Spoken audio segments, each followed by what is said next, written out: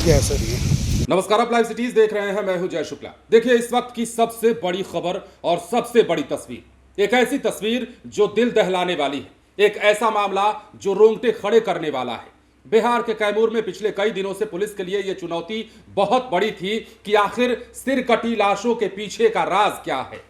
एक साथ 4 सिर कटे शव मिले थे जो छत विछत की अवस्था में थे, और उस समय से लेकर के कल रात तक पुलिस के लिए यह बड़ा चैलेंज था कि आखिर इसके पीछे है कौन।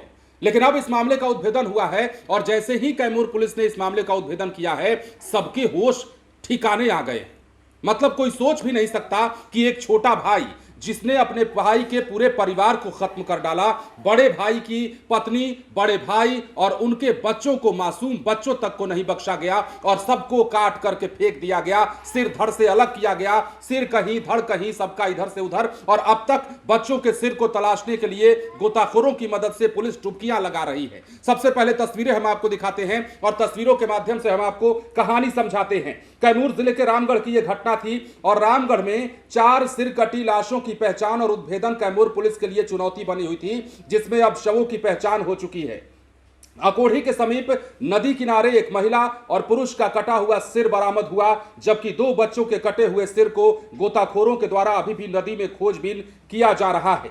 मृतक के घर पर मोहनिया एसडीपीओ प्रदीप कुमार, थानाध्यक्ष आलोक कुमार, रामगढ़ थानाध्यक्ष सहित कई थानों की पुलिस मौजूद रही, और इस दौरान भारी संख्या में लोगों की भीड़ भी मौजूद रही। मृतक की पहचान, ये समझ लीजिए, रामगढ़ के डहरक निवासी कृष्णा मुरारी, उनकी पत्नी और 2 बच्चों के रूप में हुई है। हालांकि अभी तक इसकी आधिकारिक पुष्टि नहीं हुई है और ना ही कोई अधिकारी फिलहाल कैमरे पर कुछ बोल रहे हैं।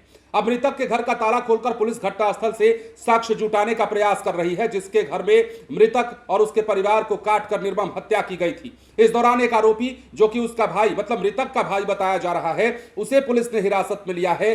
कई बिंदुओं पर इससे पूछताछ की जा रही है और पुलिस सूत्रों की माने तो 3 से 4 लोगों ने मिलकर इस घटना को अंजाम दिया है।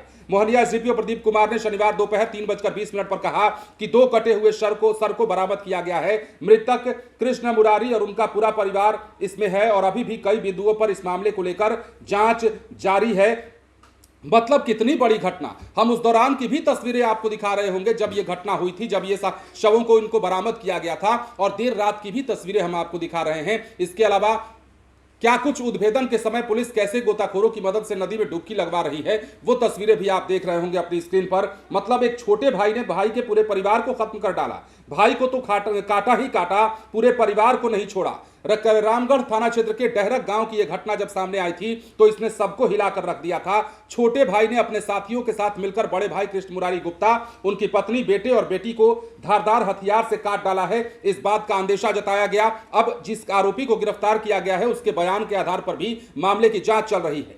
अब हुआ कैसे था ये समझिए। हत्या के बाद शवों के टुकड़ों को अलग अलग जगहों पर फेंका गया था। पुलिस ने मामले में आरोपी भाई, जिसका नाम विकास कुमार गुप्ता बताया जा रहा है, उसे गिरफ्तार किया है, जबकि अन्य आरोपितों की तलाश जारी है।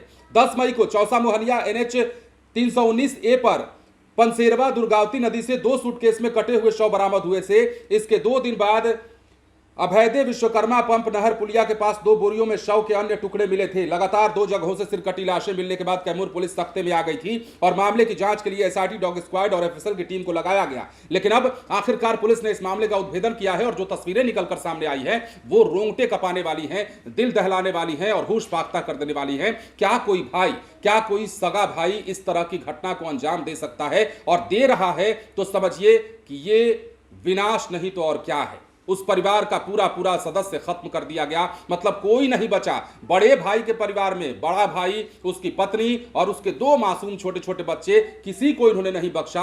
अब ऐसे लोगों को क्या सजा मिलनी चाहिए, हम आप पर छोड़ते हैं। कमेंट सेक्शन में जरूर बताइएगा। पुलिस अपना काम जरूर कर रही है। बने रहे लाइव सिटीज के साथ। धन्यवाद।